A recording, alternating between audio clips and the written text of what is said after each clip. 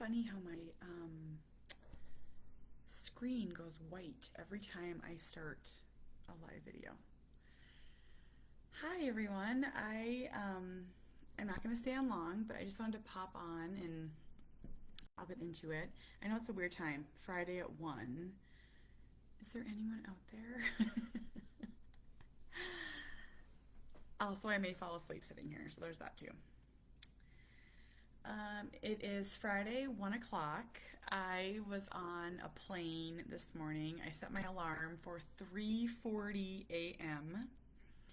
I was on a shuttle at 4.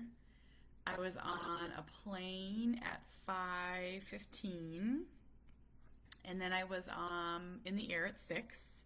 It was funny, they got us out early and then we had to sit on the tarmac. So it was a total wash. Always makes me laugh. I live in Minnesota, so my airport is MSP, Minneapolis. And I've flown more in the last couple of years since my book came out than I ever have. And hi, Leanne. And I was, every time lately that I come into this MSP airport, there's no one to unload us. Like we're just kind of like stuck there. We're just kind of like hanging out. Getting used to it, but it's hard because everyone's so antsy. Like the second the plane stops, like people are nuts. Are you someone that stands up right away, or are you someone that stands up right away, or do you wait? I'm a window seat gal, so I don't ever get the chance to stand up. I don't think I would anyways. It makes me very anxious. Hi Sarah. So yeah, I'm gonna turn my volume down because I don't know why that dinging, it shouldn't affect you hearing me, but that dinging is a lot. I sit and wait. I just sit too. I just sit too. I get, so I once, like 2 flights ago, I stood up in front of everybody and hit my head on the overhead bin. And I was so embarrassed. Like I was embarrassed about it for like a day. I was embarrassed about it. I was like, "Oh, I hit my head."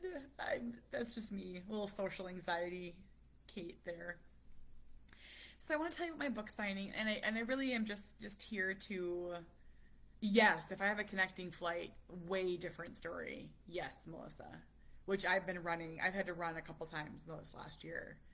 I had to run in Chicago and I had to run in Georgia. And there's nothing worse than running in Georgia. That airport, I have had nothing but bad luck there at that airport. I do everything I can to avoid it. I think it's just the size. Like, I don't think it's, like, I don't want anyone to think I think that the airport's bad. I think it's just the size. And it's like very much like being herded like cattle. I saw actually a really funny meme, and I know it was of the Georgia airport because they have escalators that go up. Like, so you take a tram everywhere pretty much.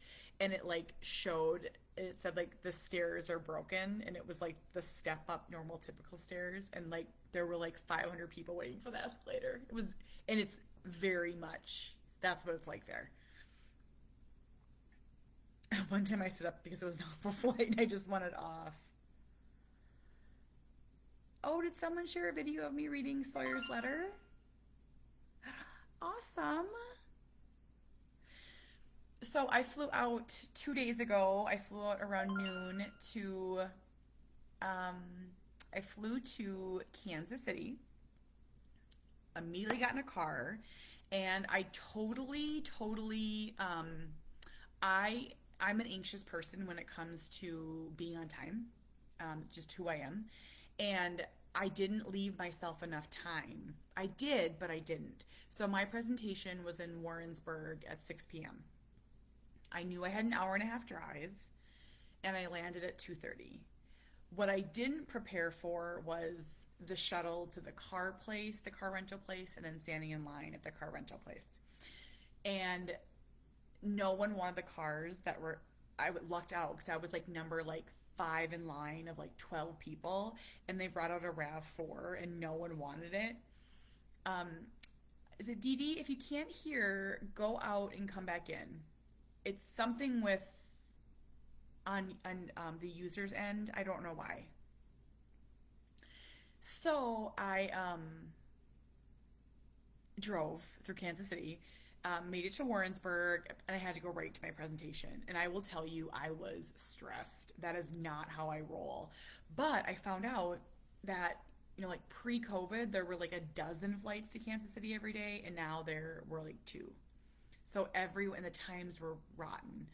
So it was what it was. Presented to, and if you're in Missouri, a place called Abilities LLC, and they are like a residential home and really nice people.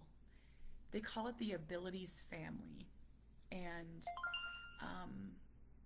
I was definitely overcome with emotion a few times when I watched, because many of the residents came to listen to me present as the author, and it was just so sweet. And it's hard for me to talk about Cooper's future, and I will tell you the story at the end that I teared up today. One of my fears, I saw it, and I'll talk about that in a minute. So presented to them, went really well. Went back to the hotel, slept for 12 hours. So tired. Slept for 12 hours. Got up, and I really actually had the whole day yesterday to work. I did the last final edits on my bonus chapter and just worked. Drove to Lee's Summit, which is like an hour, and did a little shopping. Just had to waste some time. Went to Starbucks. It was just lovely. I felt like a teenager. Got a pedicure. I had to waste time, and I am quite certain that they were talking about me in a different language. And I have mosquito bites all over my legs. And I was like, I'm pretty sure they think I'm like the grossest person ever. I was like mortified when I sat down and like realized. And I could tell, how when you know someone's talking about you? I'm pretty sure there was some making fun of me. But wonderful pedicure. Katie Johnson, I am not writing a new book, so when you write a hardcover, they re-release a softcover version like a couple years later with a new cover, which is going to be amazing. And there's going to be a bonus chapter at the end that's what's happened from publication to now. So Winnie being born and Cooper's growth and progress and achievements and our move. So I'm really excited about it. So I finished that.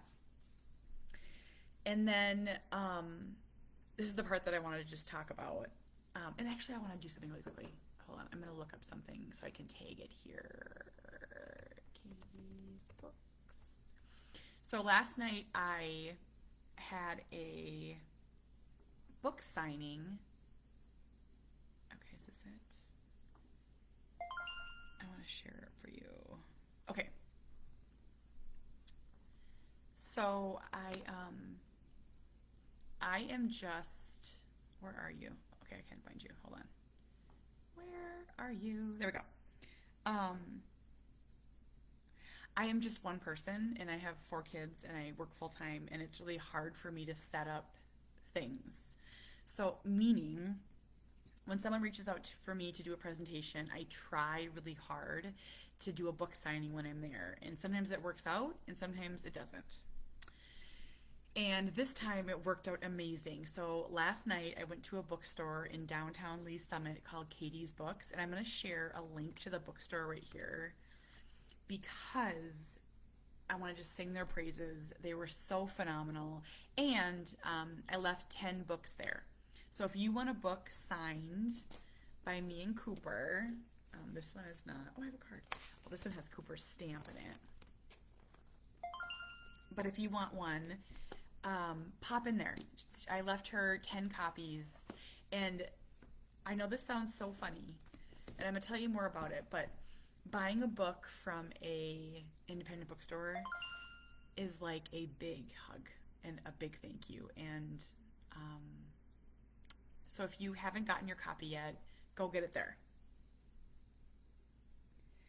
Um, oh, sweet Ariel. So I got there, and as I was walking up, you guys, there were like 5 people outside, and I was so afraid that there was going to be no one there. So I've had, let's just say, 20 book signings. And I will tell you, I've had 10 really good ones, I've had 8 okay ones, and I've had 2 really bad ones.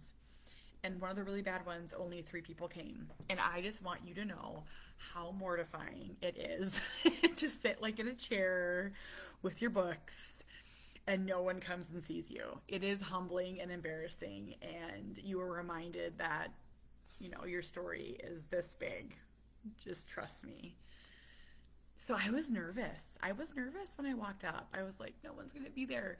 And there were like 5 people waiting outside holding my book. I went in, and the owner of the store and her daughter were phenomenal. I want to just sing Katie's books praises. Please, if you're local, stop in there and just say hi and tell her thank you for supporting a small author like me. And so I went in the back. I ate a sandwich. Hi, Jamie. I ate a sandwich, and I was just waiting and kind of looking for some things that I wanted to read. I knew I wanted to read Sawyer's Letter. And then there's another part that's a big favorite in the book for me about the spectrum and how it was described to me and how I actually think of it. So I was looking for those parts, and then I had some notes like how Finding Cooper's Voice started, how I got a book deal, what it was like. And I walked out, and there were like 70 to 80 people in this bookstore. You guys, I almost fell on the floor. And I'm going to tell you why. And I hope this just really resonates with you. I'm just going to tell you some things. So when I was writing my book, like, it was drilled into me, that books on disability just don't sell. And a book on autism is just too small. So, it kind of scared me. Not that I've never cared about the amount of books I've sold. That never mattered to me. I just didn't want to fail. I just didn't want to fail. And at the same time, my dream was that this book was going to be given to every parent of a newly diagnosed child. Like, my dream is that, like, mom gets a diagnosis for her son, and they're like, here you go. Here you go. That's my dream. And I don't know if it'll happen. I don't know if it's the little book that will come. A little book that can. I don't know. But to see all those people there, and they weren't all just parents. There were teachers and paras and grandmas, dads, moms, just people that just love my kids, which is so wonderful. So I told all the stories about Finding Cooper's Voice, and I think I made people laugh. That's my goal. I really try to normalize this. When autism was presented to us, it was really clinical. And I'm sure a lot of you feel that way, that it's very clinical. And my dream is to remind people that it's a boy, a girl, a mom and a dad, a sister and a brother. It's warm and fuzzy and love and hope and dreams and shattered expectations and all of these parts, right?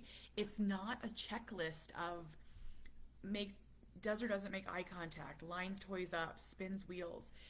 That's what I think the problem is. I think it's the world tries to look at it from the clinical point, and I think we need to look at it from the human side. And I think Cooper does that.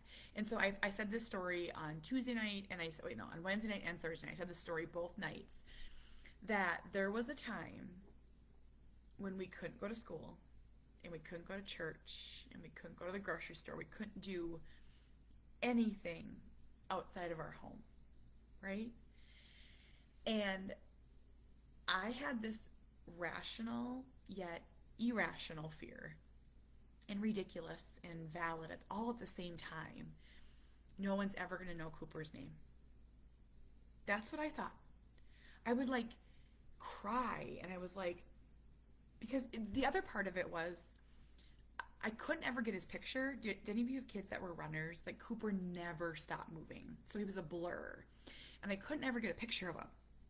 And Facebook was just really becoming a thing, and I would share photos, and it was like we were turning invisible, and people forgot about us and forgot and didn't want to ask. And thank you, Kristen. Oh, thank you, Faith Ann. Oh, I'm not soft-spoken at all, Dora. I'm talking very loud, and which is surprising because I have 2 kids upstairs sleeping. So it has to be some glitch with a phone or something. I don't know why.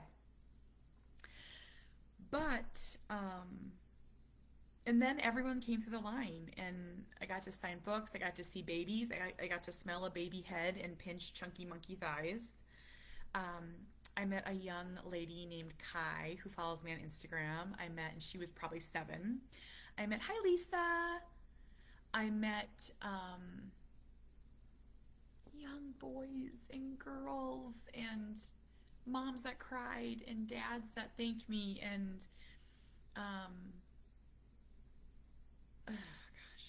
it was just wonderful. It was exactly what I needed. And I said this sentence yesterday.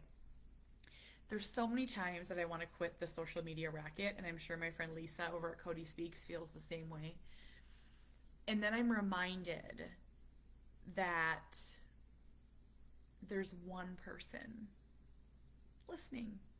There's one person that's like, I'm at my lowest point. Here's another thing that I'll tell you. And I said this last night. And however you feel about labels, however you feel about, every state is different, countries are different. In Minnesota, we have levels of autism. And so I'm going to speak in that term because that's what we have. Cooper has level 3 severe nonverbal autism. That's his diagnosis on his diagnostic paperwork.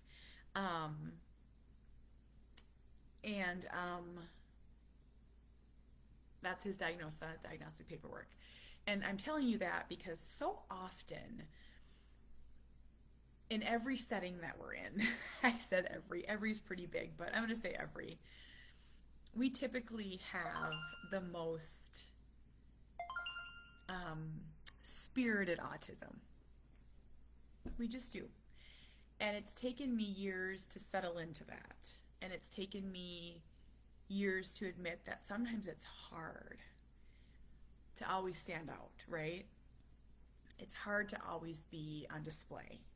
Sometimes I'm really brave and I really feel like, hi Annette, I feel really brave, and I can meet everyone's gaze with a smile, and I can advocate and educate. And there's times where I want to hide. And I'm saying that because last night, so many people said to me that Cooper gives them so much hope. And there were years when I didn't ever think that would happen, because we had the most severe. However you want to word it, please word it how you do. The most affected, the highest need.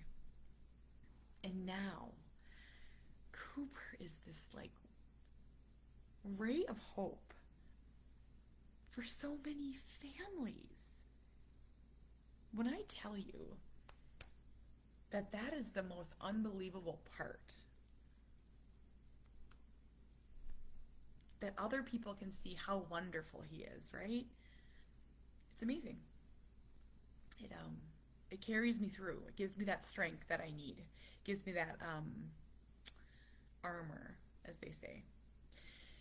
So, I'll be doing another book signing in Connecticut.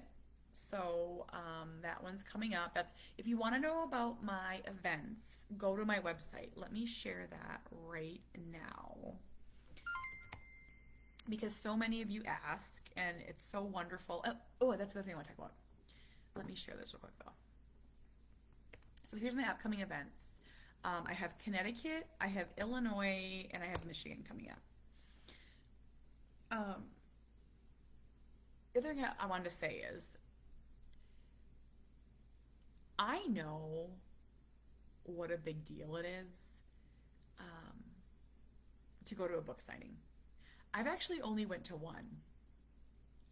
There's a local author. Her name is Abby. She writes, I think they're romance.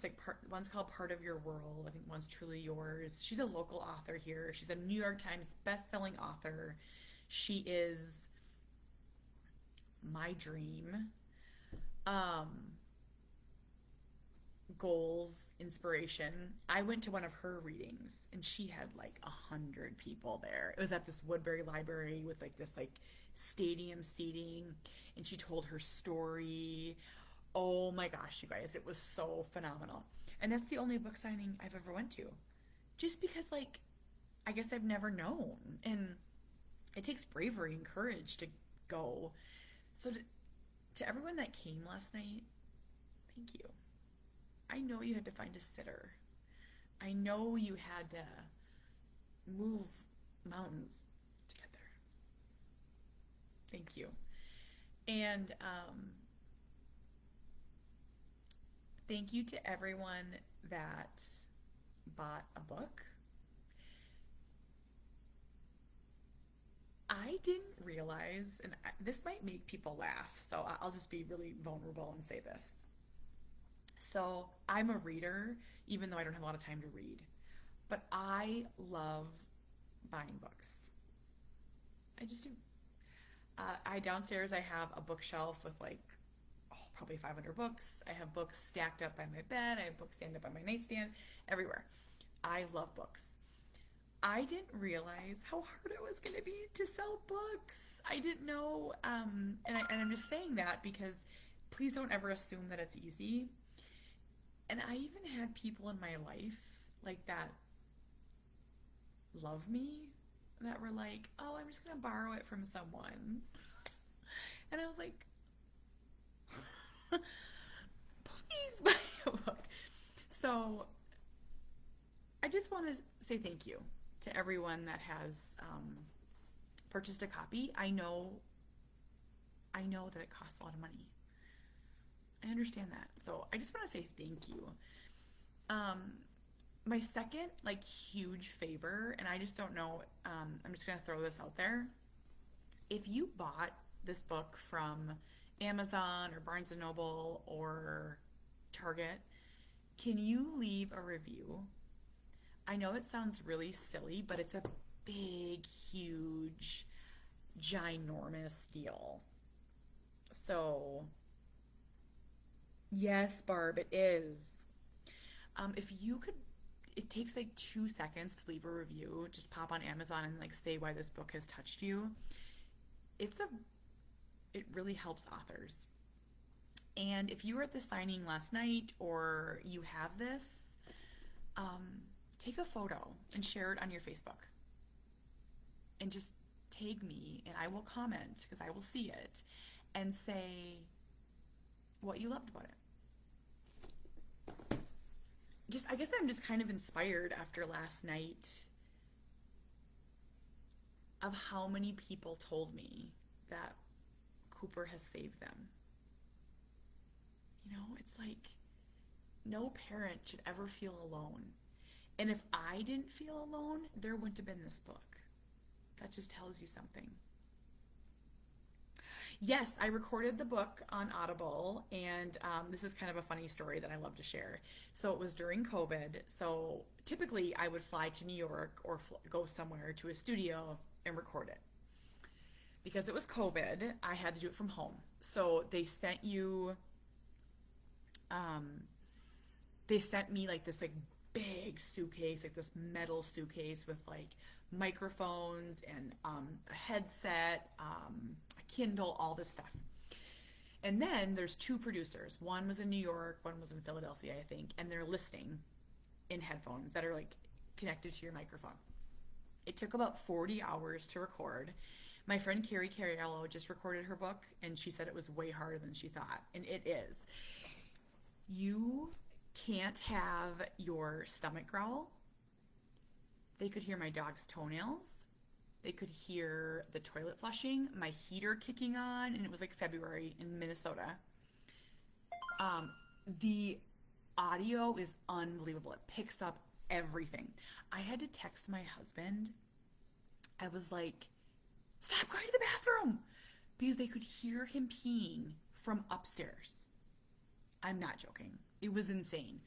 But when it was finished, and I always ask this, and if you know, you know, I only cried one time. I will say it was very stressful reading Cooper's life from birth to age 10 in a week.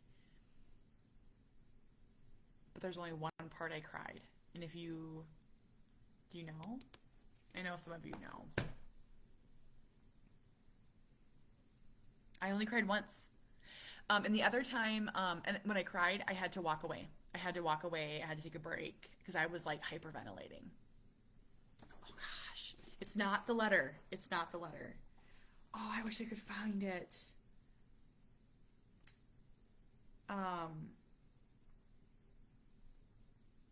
Do you know what's funny? Every time I go to a book signing, I have to like read, and I never have it. Like, I should just like highlight it. Oh, I wish I could. I'm gonna look really quickly.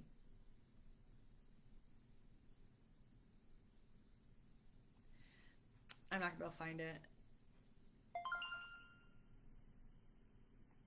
Dang it. Um, Not the diagnosis. Oh, yes, I cried when I read the letter on the supporter page. Yes, yes. But when I read this for the audio, I only cried one time. And no one actually ever mentions this part of the book, so I don't think it was that powerful. Oh, I wish I could find it. Um, the letter to Sawyer is amazing. Okay, it's the dream that I had. And it's a very true story. So I had a dream that I was walking along and I was like on like a Tarzan type tightrope bridge. And I can still vividly remember this. And the whole world was like bright colors, and I had this like feeling of peace, and I'm walking along and someone started talking to me. Oh, does anyone know what page it's on? No one knows what page it's on because it's so good. Oh, I wish I could just find it before I just tell it to you. Um, and all of a sudden, like in the dream, someone starts talking to me. And it was like the most beautiful voice, and it was like asking me all these questions. And I looked down, and it was Cooper. And he was asking me all these questions. And what was so crazy about it in the dream is his body was still. And I dropped down to my knees, and I held his hands. I looked up at him, and he asked me all these questions. And then I asked him, "Are you happy? Do you know that you're loved?" And I asked him all these questions. Sorry, I'm really tired. I've been up since like 4 a.m. And we just walked for like the first time ever. like mom and son. And then I woke up and I was crying. I was crying. My pillow was soaked, and I couldn't get back to it. I couldn't get back. I've never heard. So Cooper has some words. He has, but they're not speech-like. He speaks, and I'm so thankful for every sound he makes. But it's like for. He doesn't say for, so this would be like a normal conversation, like which is mom for sleeps. I've never heard him, and he's 12. I've never heard him talk, really. It was the most powerful. Chapter 4. Let's see if I can find it. But it's a very true story. That's not even the sad part of the story. Oh my God, it's not even the sad part of the story. Let me tell you the sad part in a second.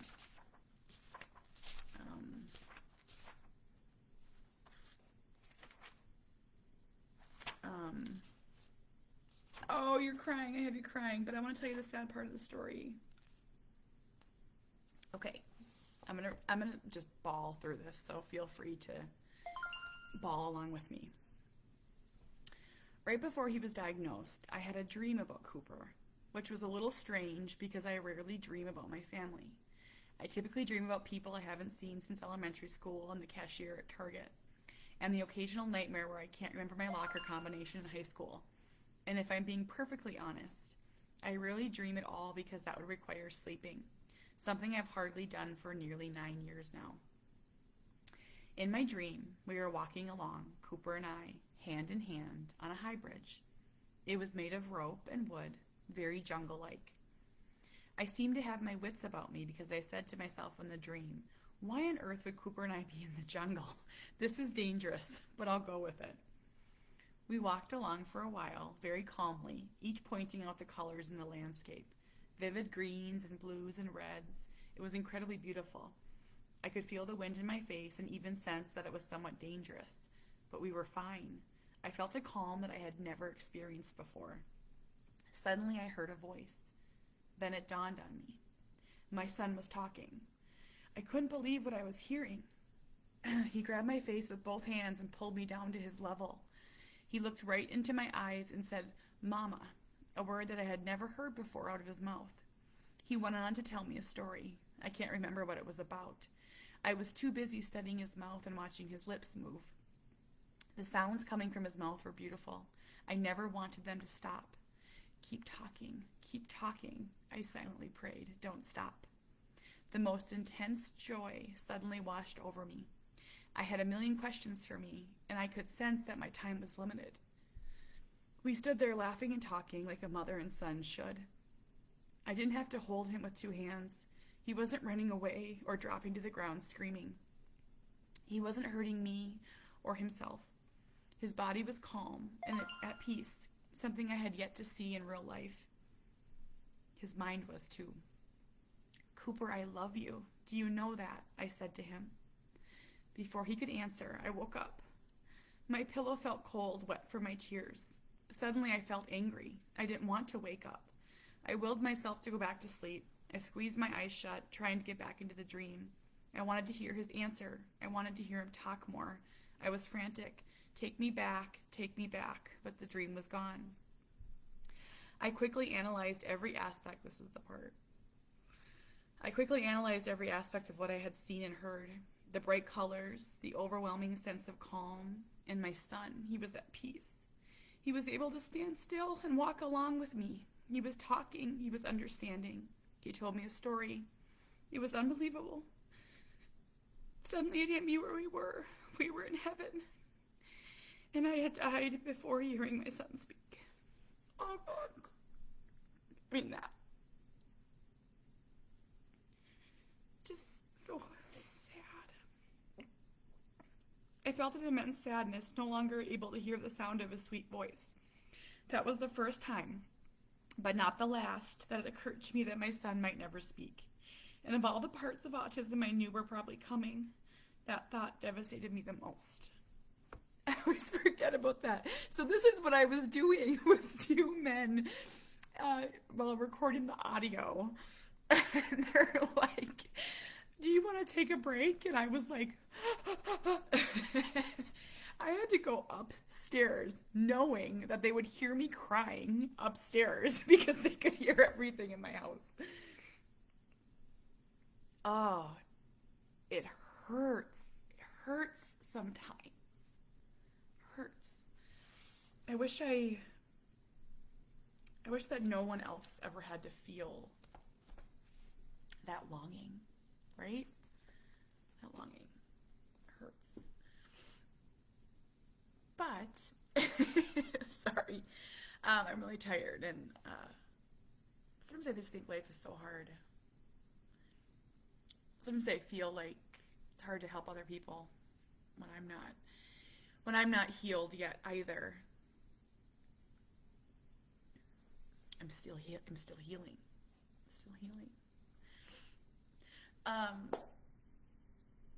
I was going to tell you one other thing, and it's also sad, which now I never, ever, ever try to talk about sad things, so please forgive me. I was at the airport today, and I saw a man with a disability, and he was sitting on a chair, and his like whole belly was exposed. He looked very unkept, and he looked uncared for. There was someone with him, but it didn't look like a good situation. And it took my breath away, because someday I'm going to be gone, and Cooper is going to be in the care of other people. And what if they don't pull his shirt down? And what if they don't wipe his face and cut his hair? What if they don't buy him nice clothes and make sure they fit? And it's just, I won't be here. I won't be here to be crazy mom. So I'll tell you what I did, because I think this is important. I paused, and I let the worry wash over me for a couple minutes. And I sat in it, and I thought about it, and I thought about if that happens, that if Cooper ends up with someone who doesn't care, or isn't paid enough to care, or doesn't like their job, or doesn't like him, whatever it may be. And I told myself, well, maybe he won't know. Maybe he won't know. Tried to find some peace with that, I guess. It is terrifying. And I'm scared. I'm scared a lot. And I'm trying to, hi Pat, my daughter's 15, I think of this every day and night. I think we just have to keep talking, and we have to keep sharing, and we have to keep telling our stories, and we have to keep proving the value and worth of individuals like Cooper and your children. And no one's value or worth should ever have to be sold like that, proven. But we have to, and we just have to, we have to keep sharing. So I will keep going to book signings, and I will keep talking about my book and the yellow-haired boy from Minnesota. Because his dignity matters. And his story matters. And if I reach one person, well, so be it. Gosh, it's scary. We can't live in the scary space though. We have to live in the, we can't live there. I see some of you saying Connecticut is sold out. You know, I might reach out to her and ask if she wants to do 2 signings. I could do that. Should I do that when I get off here? I will. I will. Sorry for being sad. I'm having a hard day. Just thought I'd share that with you. If you want more conversations like this one, this is more of what I talk about on my supporter page. Usually I don't get blubbery to the masses. I get more blubbery to my smaller group. I feel a little bit more comfortable over there, but if you're looking for a space, come join. Sad is real. Cooper is actually locked in my bedroom right now by his own doing. We have a keypad on our bedroom door and he wanted to take a nap, so he shut the door and I opened it and then he shut it again. So I have to go let him out because he is in my bedroom right now. And all he cares about is 4 nights at camp, and we're leaving next Wednesday. So yeah, let's do hope. Let's talk about hope on the next video. I think a really important discussion, and one that I took a lot of crap for in the beginning, and now I don't want to allow it, was my shift from hope to realistic hope. Realistic hope is wonderful, and it's real, and it's not negative. Let's talk about that. I think that helps parents of younger kids. I wish someone would have talked to me about it. So next video, realistic hope. And thank you everyone for coming. So remember, please, wherever you bought this book, leave a review. Amazon, Barnes & Noble, share it on your Facebook page, tag me. It's so simple. Just smile, look cute. And that's how we get it out there. That's how we help the other parents so they don't feel alone. Thank you.